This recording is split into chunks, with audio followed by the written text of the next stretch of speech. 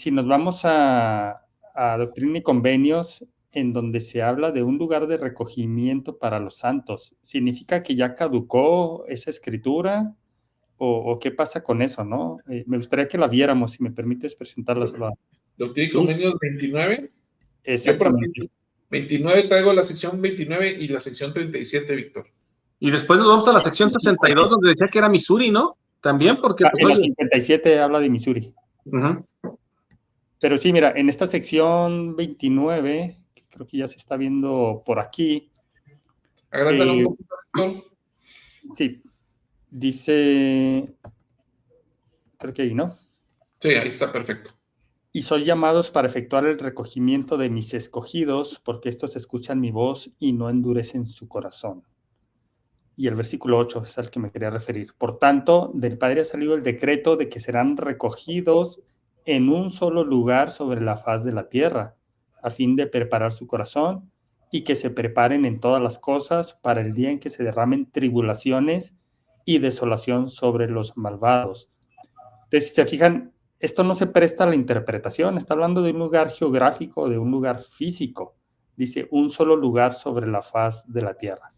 Está hablando de recogimiento de los santos y está hablando de que es en un solo lugar sobre la faz de la tierra. La pregunta sería esa, ¿no? ¿Esto cambió? ¿A raíz de qué cambió? ¿Se cambia esta declaración? ¿Hay una nueva escritura que la sustituye? ¿Qué opinan de esto? Pues déjame, de hecho, lo que iba a comentar es que, por ejemplo, te vas a Génesis 15 y, o sea, estamos hablando entonces, o sea, las tierras prometidas caducan, las promesas de una tierra tienen expiración o tienen vencimiento, porque Abraham, Moisés llevaron la tierra de Canaán, que hoy es Palestina, y hoy tenemos un conflicto grandísimo después de 3-4 mil años por el hecho de quién le toca la tierra. En Missouri tenemos la misma situación donde llegan los santos, José Smith buscando este lugar donde puedan adorar, y los residentes de ahí dicen, espérate tantito, llegan los mormones y estos traen ideas medias locas. O sea, Missouri era un pueblito con 2 o 3 tienditas, unas cuantas chozas, unas cuantas casitas, y José Smith dice, aquí es el lugar, aquí nos vamos a establecer, aquí es la Nueva Jerusalén. Y también son desarraigados de allí hasta que llegan a Utah, a la tierra donde tal vez no había absolutamente nadie más que algunos nativos americanos, y aquí se establecen, pero las tierras prometidas tal vez como lugar geográfico, y esta es una pregunta que tal vez se la regreso tal vez a Víctor porque no estoy seguro, él lanzó la pregunta y no sé si ya la contesté, pero ¿la tierra prometida también cambia? Porque entonces en lugar de Utah todos tendríamos que irnos a Jerusalén, ahí al West Bank, a Jerusalén y todos esos lados. Entonces, ¿dónde está? Y otra vez, una cosa que se me hace interesante, y solamente dejo esta pregunta por el hecho de que si el presidente Nelson nos invita a construir Jerusalén, a la tierra prometida donde estemos, cualquier tierra prometida en la tierra de Canaán, que es Palestina ahora, o Missouri, o Utah, llevó una construcción, llevó sudor, llevó tal vez penas, dolores, para construir esas tierras prometidas. Y nos damos cuenta que algunas todavía siguen siendo construidas. Entonces, solamente quería decir eso, que la tierra prometida, a donde lleguemos, nos toca construirla, pero con ese comentario, entonces, en realidad, ¿dónde está esa tierra prometida geográficamente? Hablando desde un punto de vista doctrinal. Pues, perdón, adelante. No, bueno, respondiendo a esa pregunta, ¿no? ¿En dónde está esa tierra prometida? Otra vez, si volvemos al contexto de las primeras o de las revelaciones de los primeros días de la iglesia, ahí en la sección 57 podemos tener esa respuesta, ¿no? Déjame la comparto por aquí. La Nueva Jerusalén, sí. Sí, porque tú ahorita hablabas de la antigua Jerusalén, ¿no? Tenemos que irnos para allá, pero acordémonos que hay revelación moderna, ¿no? Bueno, por eso lo digo, para que tú nos digas dónde, porque yo no quise decir, a ver, vamos a ver qué dice la Escritura. Aquí una posible respuesta para eso, ¿no? De hecho, no una posible respuesta, una respuesta que durante muchos años así fue. Y luego, bueno, vamos a leerle, luego hago mis comentarios. Dice, escuchado líderes de mi iglesia, aquí estamos ya hablando en la sección 57 de Doctrina y Convenios. Esta fue revelada cierto tiempo después de que el Señor dice que habrá un lugar de recogimiento para todos los santos. Y aquí dice el Señor vuestro Dios, vosotros que conforme a mis mandamientos Víctor, os habéis congregado. ¿Sí? ¿sabes qué? Esta escritura, léela, pero después de la que está en la sección 37, para que veamos esta parte, porque mira, Va. perdón que te interrumpa. Todas las dispensaciones implican un éxodo y una tierra prometida. ¿Sí? Bueno, la tierra prometida, de acuerdo con el convenio abrámico, era Canaán. Y uno de los elementos del convenio abrámico justamente era ese, ¿no? Que el pueblo de Israel iba a ocupar ciertas tierras, de tal manera que cuando finalmente llegan y cruzan el río Jordán, el Señor le dice a Josué, van a llegar y van a sacar a todos y no emparenten con nadie. Y al final terminaron haciendo lo que quisieron, ¿verdad? Pero la instrucción del Señor era, saquen a todos de las tierras de Canaán. ¿Sí? Entonces, se les designó una tierra. Ahora, vámonos a esta dispensación. La iglesia se organiza en Nueva York. Originalmente había 3 ramas, en Colesville, en Harmony y no recuerdo, en Palmyra. ¿Sí? Estas 3 ramas juntas hacían como 80 miembros, ¿eh? Entonces, cuando están los miembros, ahí viene la revelación donde el Señor le dice a José, emigren al oeste. Y aquí viene esta primera revelación, que es previa a la que tú recibiste. Es la sección 37. Si quieres, léete el 3 y el 4. El 3, con el 3 tenemos, creo. Sí, dice, y además un mandamiento doy a la iglesia, que me es prudente que se congreguen en Ohio para cuando regrese a ellos mi siervo Oliver Cowdery. Ahí el mandamiento es claro, ¿no? O sea, salgan de Nueva York, vendan sus tierras, vendan lo que tengan y congréguense en Ohio, que era Kirtland, ¿sí? Y entonces este es el primer mandamiento de los santos que fundaron la iglesia, junto con José. Pero, y luego ya viene la sección de la que tú ibas a citar. Sí, lo que pasa es que esta tiene un contexto un poquito diferente. Entiendo lo que dices, pero aquí se ve como una situación temporal. No habla de que esta es la tierra prometida, no habla que es donde se tienen que congregar todos los santos, sino era, para este momento tenemos que irnos para allá. Entonces, a lo que voy es que hay una secuencia, pues, sí, de que hay cambios y es parte de la revelación continua. Y entonces vemos en la sección 57, sí se está presentando, sí, en donde dice, escuchado líderes de mi iglesia, dice el Señor vuestro Dios, vosotros que conforme a mis mandamientos os habéis congregado en esta tierra, la tierra de Missouri, la cual he señalado y consagrado para el recogimiento de los santos. Por tanto, esta es la tierra prometida y el sitio para la ciudad de Sion. Entonces, no solamente era un lugar, o no solamente señalado por el Señor como un lugar de recogimiento, como lo había señalado antes que tenía que ser Ohio, sino que aquí habla de que esta es la tierra prometida y el sitio para la ciudad de Sion. Es decir, ya se ve como un destino final para ellos. Ahora, yo me pregunto la sorpresa, y de hecho leemos en el libro de Santos, ¿no? La sorpresa cuando se recibe la revelación de que se tienen que volver a ir de allí y más al oeste, y luego todavía más al oeste, hasta llegar al Gran Valle del Lago Salado. Yo trato de imaginar esos líderes y esos miembros de la iglesia ¿y qué pasó con Missouri, ¿no? ¿Qué pasó con esa tierra? Y luego hay otra revelación donde dice el lugar exacto, ¿no? O no recuerdo si dice en esta misma sección 57, pero habla ya del lugar exacto y habla de Independence en Missouri. Y habla de en dónde debe estar el templo y demás, ¿no? Entonces, trato de entender ese sentimiento de ¿y qué pasó? Nos vamos alejando cada vez más de esto, ¿no? Por cada paso que daban por las planicies, estaban alejándose de ese lugar que se había señalado como la tierra prometida.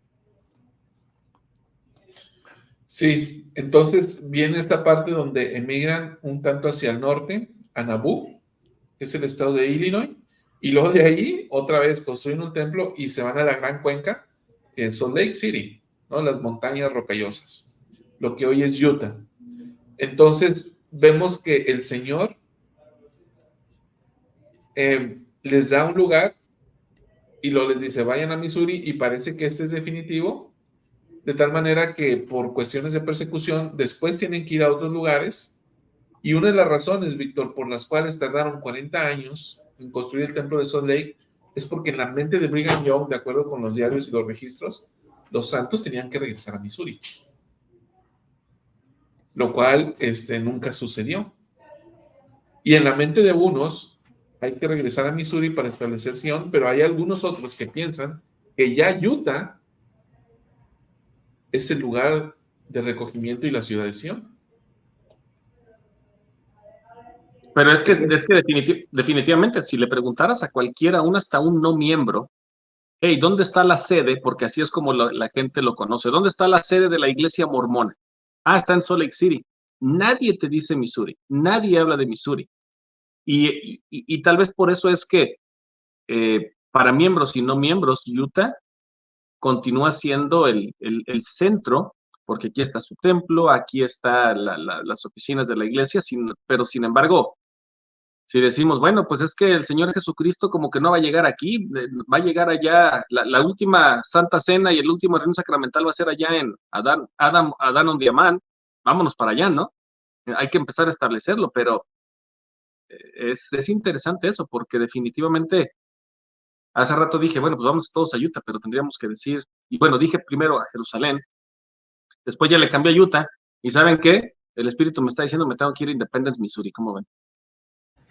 Ahora, si estamos pensando que esta tierra señalada como la tierra prometida tiene una caducidad o tiene un efecto temporal, podríamos pensar también que Adán on Demand puede ser en otro lugar al establecido originalmente. Es decir, porque ese sí lo seguimos viendo como un lugar físico ya fijo. ¿No puede ser también que sea un lugar representativo y que éste pueda cambiar con el tiempo? Siguiendo los mismos argumentos, ¿no? Ah, pues de acuerdo a la doctrina y de acuerdo a revelación ahorita, no creo que eso pase, porque, o sea, no, ahí sí diferiría con esa parte porque, bueno, hasta ahorita no ha habido algo que cambie, ¿no? Ahora, lo que sí es que no ha habido una revelación que diga que el lugar de recogimiento, el lugar central, que como le llaman Doctrina y Convenios, que es Independence, en el condado de Jackson, en el estado de Missouri, en los Estados Unidos, haya dejado de ser el lugar donde se establecerá la Nueva Jerusalén. Sí, no hay una nueva revelación que diga que es Utah, ¿no? O que es otro lugar, pero si escuchamos la voz de los profetas modernos y si el presidente Hinckley, después presidente Nelson han dicho, es que el lugar de recogimiento es en donde ustedes viven. Entonces, ¿eso sustituye este lugar que está en Doctrina y Convenios o cómo deberíamos tomarlo, ¿no? A veces eso se puede prestar a confusión. Fíjate que eso es parte de lo que hablamos, Víctor, el domingo pasado en el programa, con base en un discurso de Bruce McConkie. Sí, y él hablaba de 3 fases del recogimiento. Los que estuvieron el domingo podrán recordarlo. La primera fase del recogimiento es aquella que se llevó desde 1830, cuando se organizó la iglesia, hasta aproximadamente, se me va la fecha, pero es aquella que indicaba que todos se deberían de congregar en un solo lugar. Llámese Kirtland, llámese Missouri, llámese Nauvoo o llámese Salt Lake City. ¿Sí? Y luego viene la segunda fase del recogimiento, que es la que estamos viviendo. La segunda fase del recogimiento, explica Bruce R. McConkie en este discurso, que es el de establecer Sion y sus estacas. Estacas por todo el mundo para el cumplimiento de todas las profecías de que los santos estarían por todo el mundo. Esa es la fase donde estamos y creo que esa es la base doctrinal con base en la cual se les dice a los santos, quédense a establecer Sión en sus lugares. Porque ya la primera etapa ya la pasamos. ¿Sí? Y la tercera etapa, hablábamos el domingo, de la fase del recogimiento, es cuando finalmente venga Jesucristo, se establezca Sión y las estacas de Sión alrededor del mundo lleguen a ser lugares de protección y de santidad. Y se establezca una ciudad santa en cada estaca. Y los santos se santifiquen y lleguen a ser los puros de corazón. Eso es lo que explica Bruce R. McConkie. Entonces, Víctor, en ese sentido, por eso yo vería esta parte de que al estar en esta segunda etapa de la fase del recogimiento, pues es imperioso que los santos trabajemos desde donde estemos para establecer Sión. De acuerdo. Y fíjate que, tal como lo dice Salvador, esto le da más sentido a que no se impida la migración, ¿no? A lo que viene en el manual de administración de la iglesia. Es decisión personal. Es decir, al final, si te quedas en tu lugar de origen, lo importante es que ayudes a edificar Sion. Si emigras, lo importante sigue siendo que ayudes a edificar Sion. Entonces, al final, yo lo interpretaría como, estés donde estés, échale ganas, ¿no? O estés donde estés, trabaja por la causa. Si tu decisión ha sido emigrar a Utah o a cualquier otro lugar, allí trabaja por Sion. Y me parece que eso encaja perfectamente tanto en el discurso del presidente Nelson como lo que viene en el manual de administración de la iglesia y lo que explicas tú en esta segunda etapa de recogimiento. Pepe.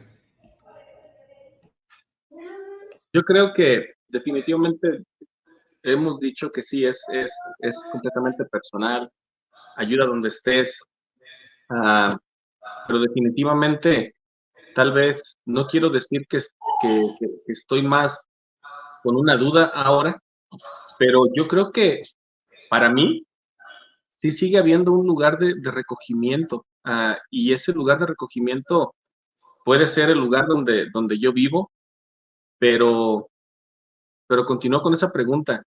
Tal vez a mí me gustaría saber si es que hay uno específicamente que no haya caducado, que estemos todavía buscando. Porque yo creo que es todo eso, ¿no? Y de hecho todo esto salió porque estamos buscando la tierra prometida. Nos vamos a Sion, porque Sion es un sinónimo de la tierra prometida. Pero nuestra tierra prometida, la tierra prometida, creo que todavía la estamos construyendo y la estamos buscando. Entonces, ¿dónde va a ser? Creo que a nosotros nos toca construir la tierra prometida, nos toca construir Sion. Y ese Sion empieza desde una parte muy pequeña que viene siendo mi propia familia. Y tal vez, no sé, no lo quiero minimizar ni nada de eso, pero en mi mente, creo que todavía estoy tratando de entender dónde está ese recogimiento específico. Porque tenemos conflictos en partes del mundo, tenemos lugares como Missouri que no ha cambiado y sigue allí. Entonces, es algo interesante. Mi espíritu está volando por todos estos lugares a ver a dónde va a terminar, ¿cómo ves? Bueno, y es que la revelación en este sentido es que habrá dos ciudades santas, Jerusalén y la Nueva Jerusalén. Y el Señor estará en los dos lugares en ciertos momentos específicos, ¿no? Está en las Escrituras. Entonces, creo que en ese sentido, ambas siguen siendo esos lugares designados como tierras prometidas. El Señor designó la zona de Canaán, hoy el Estado de Israel, hoy Gaza, hoy Palestina, designó esas tierras y se les dio por convenio a Abraham y a sus descendientes. Y ahí se establecerán y regresarán las tribus perdidas a esa tierra prometida. Eso en Medio Oriente. Pero también vamos acá en el continente americano y se ha señalado Missouri como la Nueva Jerusalén. Y se ha señalado a Adán de Amán, donde vendrá el Señor e impartirá la Santa Cena. Entonces, creo que las dos tierras están ya señaladas como prometidas. Pero una cosa es Sión y otra cosa son las estacas de Sión. Sión y sus estacas han de florecer. Y creo que ahí es donde debemos separar, es Sión saco a una estaca, ¿sí? Y la estaca de Sion le da fortaleza al lugar central. Y si nosotros estamos en el lugar central o estamos en una estaca de Sion, es un lugar de protección para ambos. De tal manera que el recogimiento en el lugar central o el recogimiento en una de esas estacas de Sion viene a ser lo mismo para el Señor. Ahora, entendiendo la doctrina del recogimiento, hay que distinguir que hay un recogimiento físico, y en este caso estábamos hablando de que estas dos sedes, estas dos ciudades que comentaba Salvador, Jerusalén y la Nueva Jerusalén, y que está claro que en la Nueva Jerusalén está declarado en Doctrina y Convenios en donde es, ¿no? En Missouri. Pero otro es el recogimiento espiritual. Es decir, y que quizás es el más importante, ¿no? Porque ahí sí todos tenemos algo mucho que ver. Entonces, ¿cómo participo yo en ese recogimiento de los últimos días? Yéndome a ese lugar o a esa tierra prometida, como decía Pepe, pues no necesito hacer eso. Participo en el recogimiento de Israel, haciendo convenios, guardando convenios y ayudando a que otros hagan y guarden esos convenios. Me parece que esa es la parte del recogimiento, de la doctrina del recogimiento, en donde todos encajamos perfectamente en el lugar en el que estemos, sin la necesidad de un desplazamiento físico. Ahora, Víctor, quiero llevar esta base doctrinal, quiero encajarlo con este comentario que nos hace Ángel Concepción Valle Aguilar, la porra de Pepe. Dice, en algún momento, en algún discurso, una autoridad dijo, vengan, prepárense y regresen a sus países y ayuden a su pueblo. Y esta instrucción se manejó, o este argumento se dio durante mucho tiempo en la iglesia. Incluso yo recuerdo que cuando existía el Business College, el LDS Business College, ofrecieron becas de maestría en ciertos ramos, pero la condición era esta: vengan, hacen su máster y se regresan a sus lugares de origen para establecer Sion. Entonces, esta parte, quiero regresar un poquito al principio. Procuramos ir a Utah para estudiar en BYU, pero ya estando ahí, pues nos enamoramos de unas güeritas, ¿no, Pepe? ¿Ya qué? Sí, y entonces ya viene esta disyuntiva, pues ya la familia de ella está aquí, me quedo, que es el caso de Pepe, y él sintió la inspiración, y es completamente válido, no estoy tratando de decir que no es así, o que está mal, pero también está esta otra parte de, ok, vengo, me preparo, y en qué momento me caso, porque la mayoría de los que se van, se enamoran en la universidad, se sellan allá y se quedan allá, y nunca regresan a sus lugares de origen. Entonces, ¿de qué sirve para el establecimiento de Sion en las estacas de Sion si se van a quedar allá? Ojo, el caso de Pepe, yo lo voy a decir, es tremendamente excepcional, porque Pepe, a través de lo que ha hecho, ha logrado establecer Sion de una manera diferente, convirtiéndose en lo que ahora se ha convertido.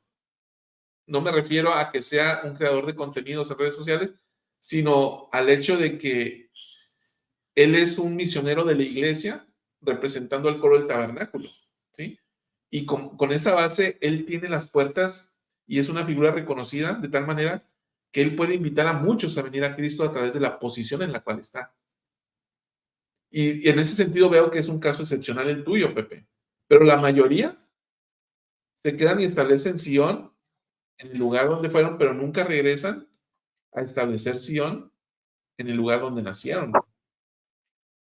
Yo creo que con eso que estás diciendo, y de hecho voy a hablar aquí tal vez hasta, no sé, a ver si se comprende mi comentario, porque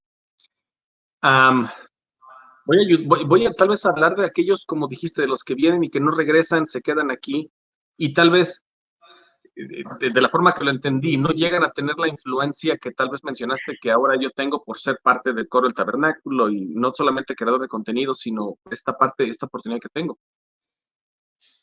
Te iba a preguntar, entonces, ¿se justifica una migración en el número de vidas que puedas tocar? ¿Sí me explico? O sea, porque no quiero decir que, pues es que ya Chava ya justificó a Pepe, no.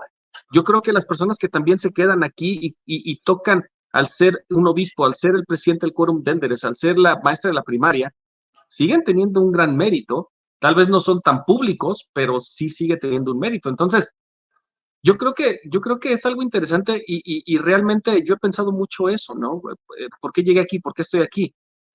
Y no queremos hacer sentir, o por lo menos yo no quiero hacer sentir a los hermanos que han llegado, que digan, híjole, ¿por qué? Pues es que a menos que yo sea como Chava y Víctor, que llego a 20,000, 30,000 personas o 50,000 personas cada programa, pues no estoy construyendo Sion.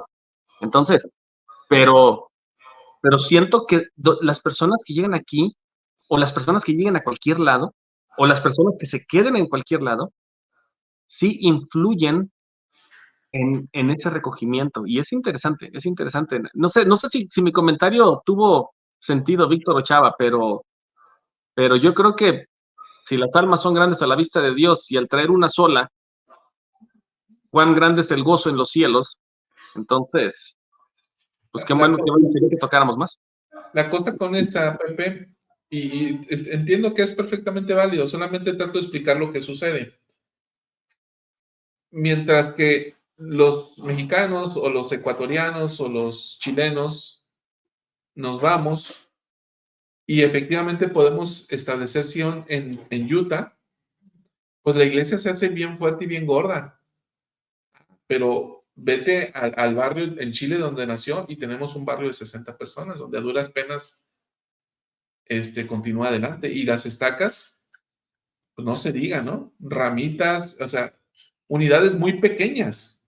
Ese es el fenómeno que sucede, ¿no? Sí, vamos a hacer más gorda la iglesia en Utah, pero en los lugares de origen se queda la iglesia bastante flaca.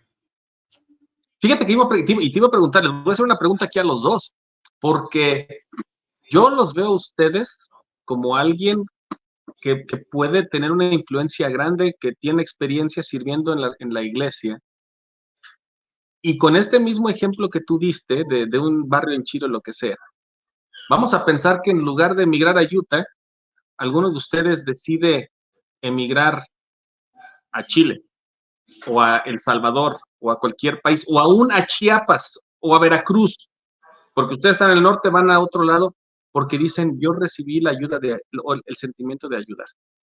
¿Crees que un barrio crecería más con la experiencia y las habilidades que ustedes tienen por el hecho de que ustedes van para allá?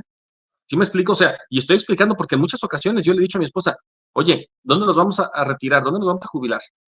Nos vamos a jubilar aquí en Utah, nos vamos a ir a un pueblito chiquito y tratar de establecer la iglesia, ayudar. Y no porque yo sea, o sea, no por mis propios méritos, sino porque tal vez todo lo que yo he visto en mi trayectoria me podría dar una idea de cómo hacerlo mejor, pero a final de cuentas, si el Señor no me da ni la salud o la inspiración, ni Él no está detrás de mí, no importa todo lo que haga, mi barrio no va a crecer donde yo llegue si es que llego pensando que es por mí. Entonces, les pregunto, ¿ustedes podrían llegar y establecer ese barrio, ese ejemplo que dijiste, en Chile, una ramita de 60 personas? ¿Podrían hacerlo crecer ustedes? Víctor, ¿contestas? Tengo una experiencia que contar. ¿Quieres Sí, aportar?